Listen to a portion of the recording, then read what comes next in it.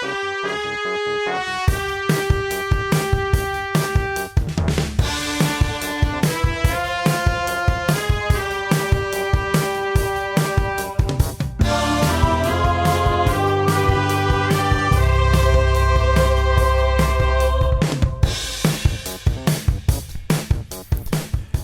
how you doing? Welcome to Godfather Minute.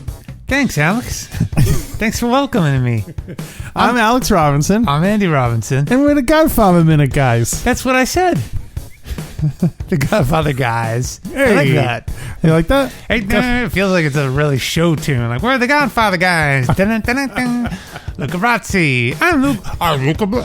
He's Luca Razzi. Not bad. He's the Turk. Salud. Well, no, this is not a Broadway revival of our famous act. This is, in fact, a minute-by-minute analysis of The Godfather Part 2. Done by your Godfather guys. That's right. And we're talking about minute 45 of The Godfather Part 2. Alex, repeat after me. E minuto. Numero. 45. 45. You got it. All right. Number 45, that means, of The Godfather Minute Part 2. It starts off with Carmela Mama Corleone looks on as her husband, Vito Andolini Corleone, picks up a cooing baby Sonny Corleone. No. His parenting completed, Vito heads out to the theater with his coworker, Genco. A long last name I did not write down. Abbandando. Abbandando. That's it. All right. Mm-hmm. So, we're back in New York. Old New York in 1917. That sounds about right. I think that's what it said in the last minute. Yes. Yeah. Old school, Alex. Over Very 100 years ago. Cent'anni. That would be true if my father was still alive. So, Mama is played by the actress Francesco Sapio. Sapio. S-A-P-I-O. Sapio. Anyway, Italian actress. She was born in Italy, 1965, came to the United States, 1969, enrolled in the Actors Studio, where she became friends with Al Pacino. Huh. So it seems like there's a bunch of these kind of like method actor studio people who, like, Al Pacino's like, sure, I'll get you in the picture. No, that sounds, who's that? That doesn't sound like Al Pacino. That was Al Pacino. Yeah. No, it was more like... Sure. Hoo-ha. It was almost more like Al Pacino, want me to cast and Zaza.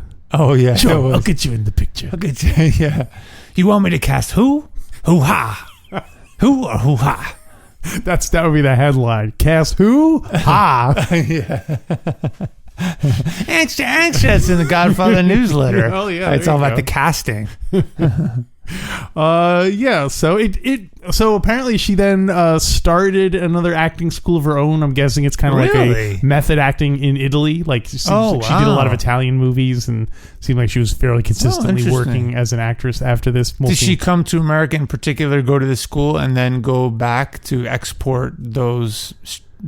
I think she went to college to get stupid. I don't know. Would you go to the acting? Would you go to the actor studio to acting to learn how to act to be stupid? To learn how to act stupid. Learn how to act stupid. She came to America in 65 and didn't get into the actor studio until 69. So I'm guessing not. She probably came to America to try to be an actress, then got into the school, and then was like, you know. So she was waitlisted for 4 years? They had her waiting out in the lobby.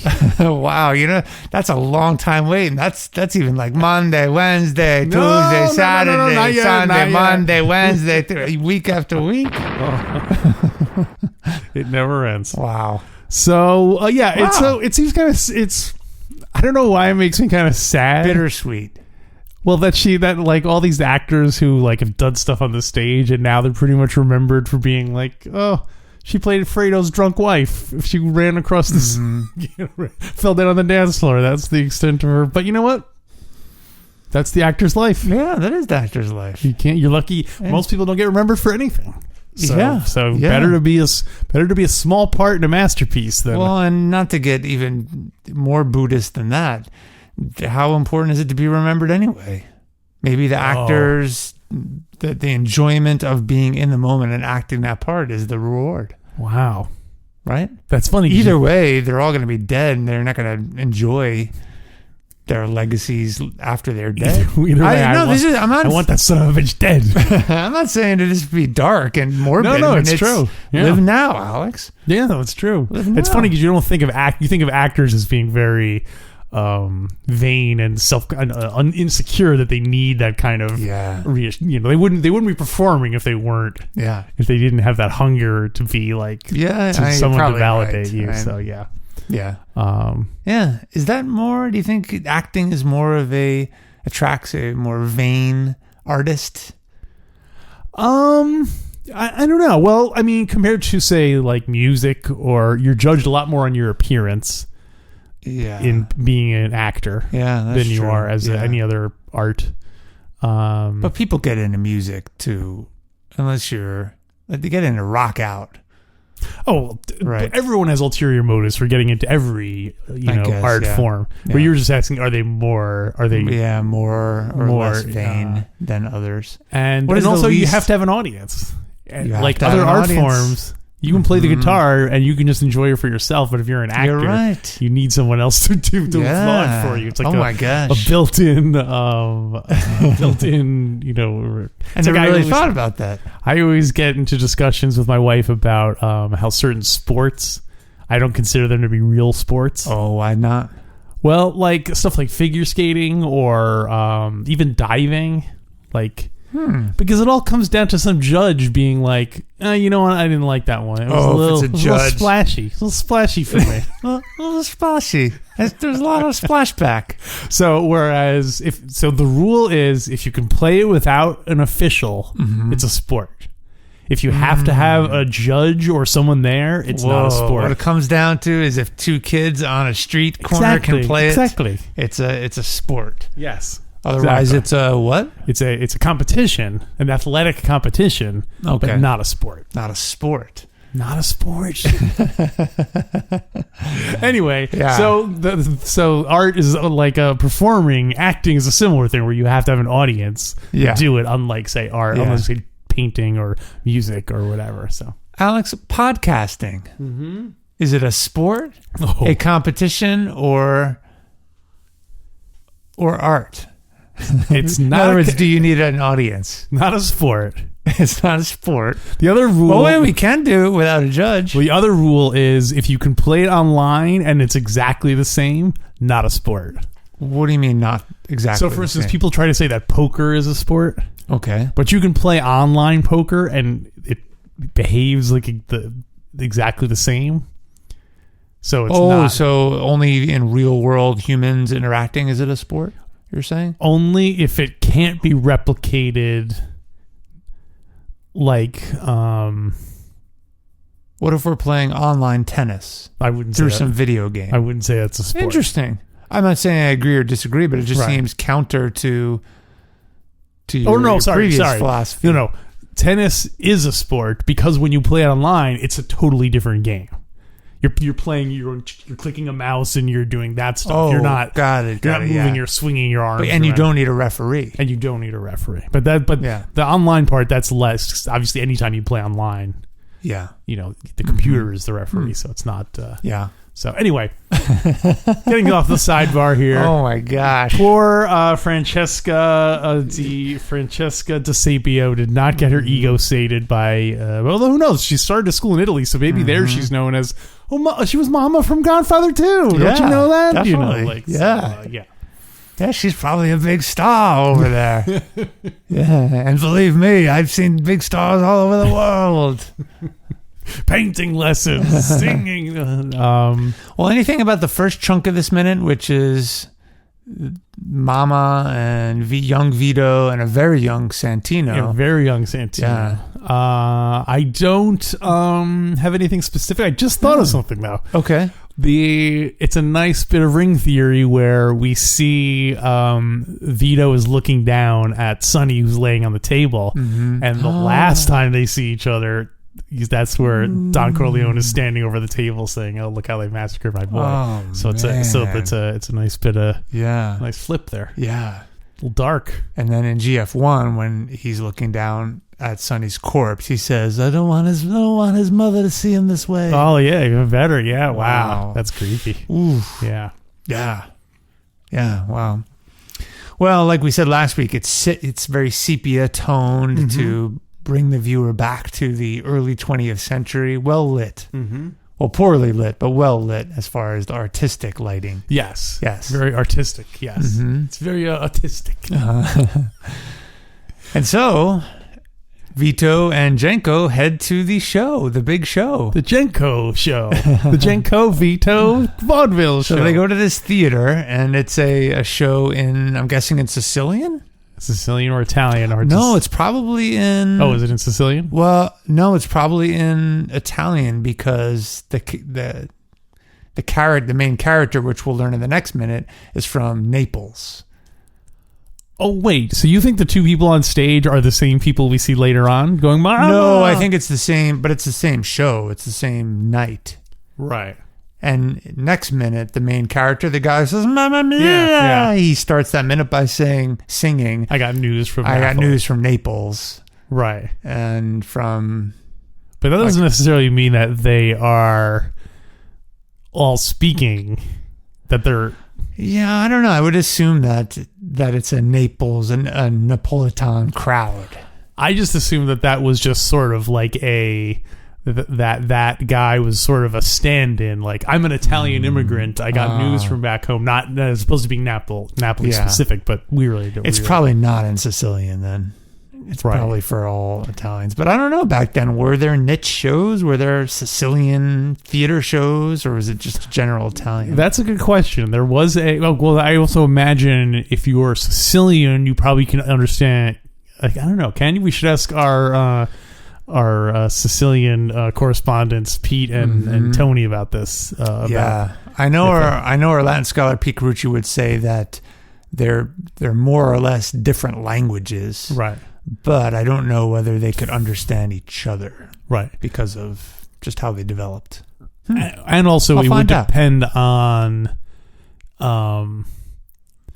So also, regarding your question, is there Sicilian versus Italian things? Yeah. They're probably also shows are probably also designed where you don't really have to speak the language to get the gist of it's a bunch of people singing and dancing around. It's not really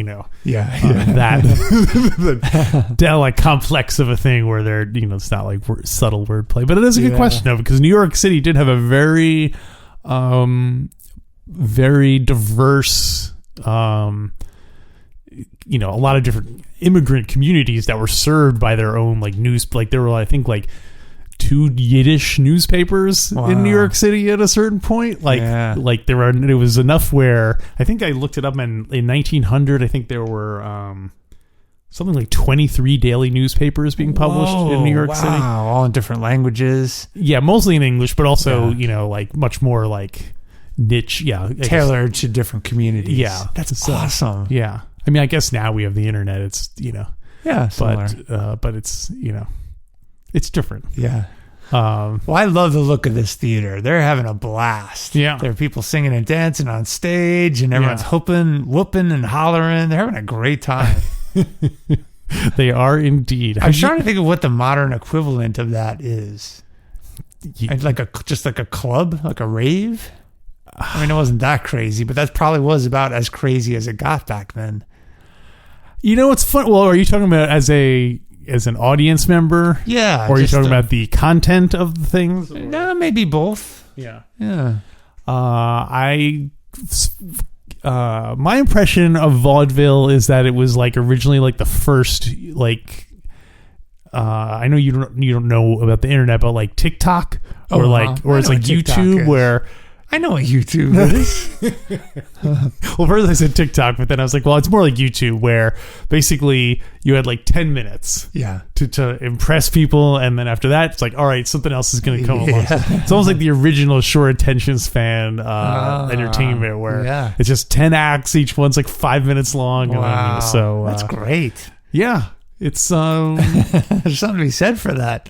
Maybe we should end the episode now. We've already been blathering on too long. What do you mean? You and I. Oh. Well, what we should do is divide the episode up into 10 Godfather minute, seconds. and then we do like 10 minutes of Godfather minute, and then we have another 10 minutes of some other show. No. We should divide each minute up into 10 seconds. Oh my gosh, it'll take us forever to get through this movie. What else you got to do? No one's listening. We don't have an audience. This is an art. This ain't a sport. It's just you and me. Yeah, so it is a sport. Yeah, I guess It's not a competition. technically it is. Well, it looks like so much fun.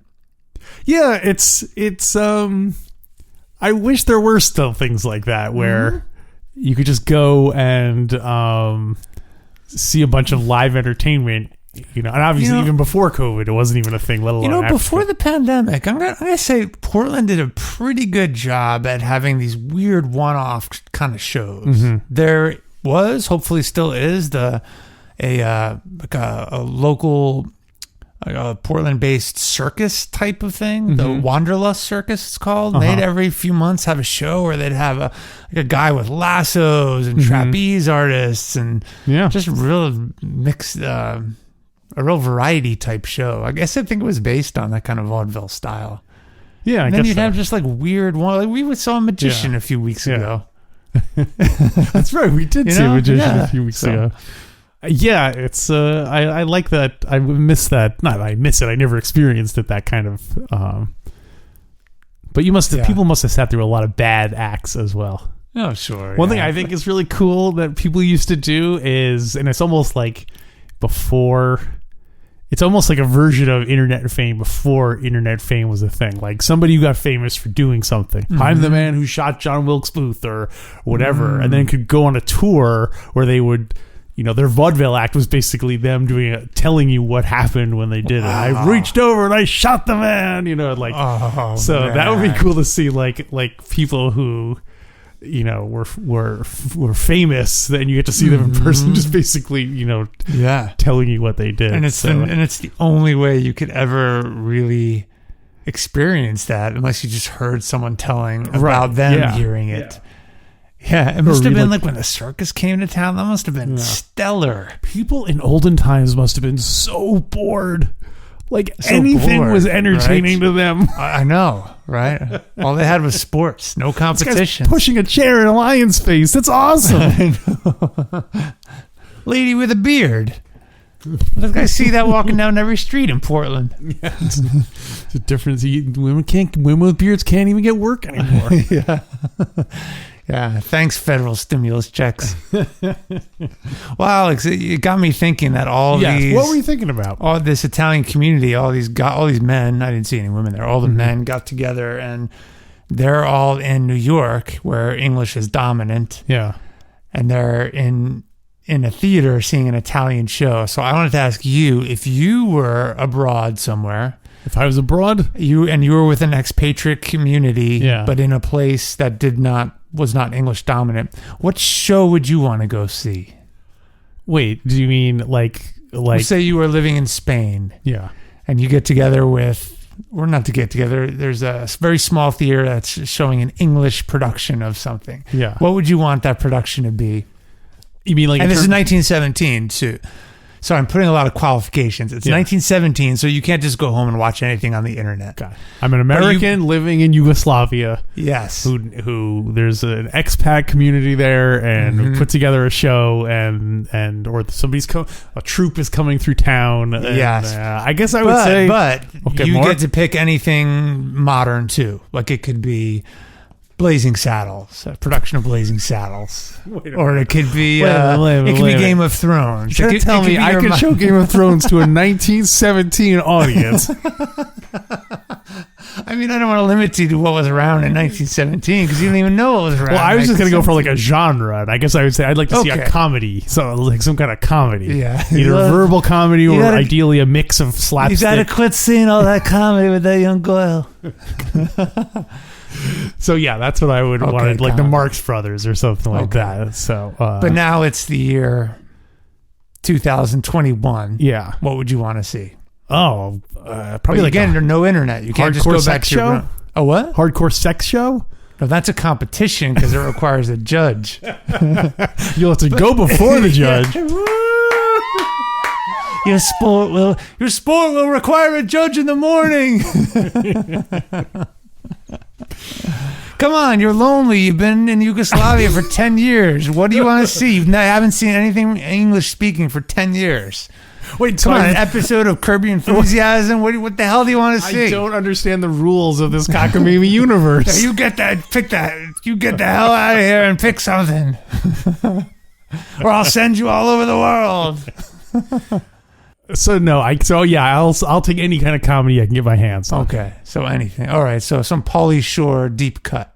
If I haven't listened to anyone speak English in 10 years, I'm sure even then I would love a Pauly Shore movie. My gosh, you in Yugoslavia are so bored.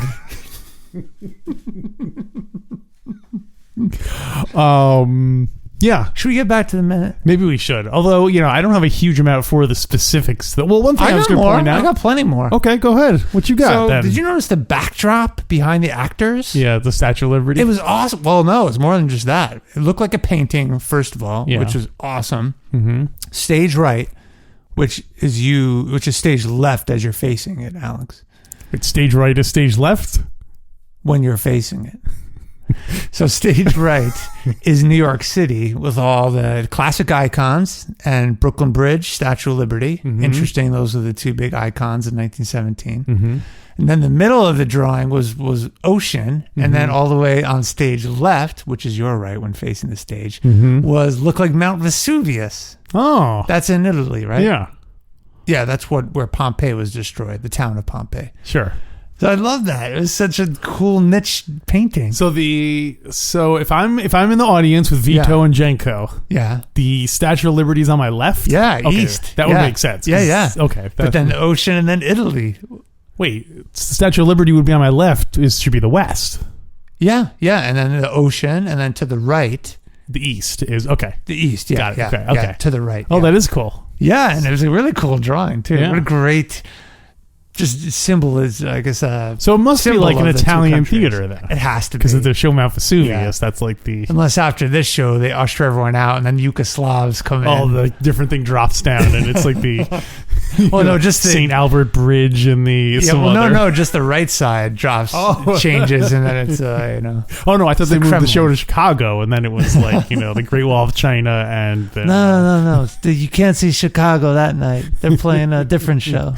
As far away as St. Louis and Kansas City. Well, so very cool drawing. Yes. I thought that was really cool. Mm-hmm. And how they picked Brooklyn Bridge and the Statue of Liberty to illustrate New York City, and how they picked Mount Vesuvius. I guess that was the most iconic landmark in Italy at the time. It looked like it was, because it looked like it was a volcano. It was smoking at the top. I guess it's probably the most iconic non-Roman thing. Yeah. Because I would say like the Colosseum maybe be more iconic, but I don't know if they don't want to make it something specifically Roman. Oh, yeah. The same way New York City isn't really thought of as America. Yeah. You wouldn't use like, the Empire State Building as a symbol for America. That would be like a symbol of New York. Mm-hmm.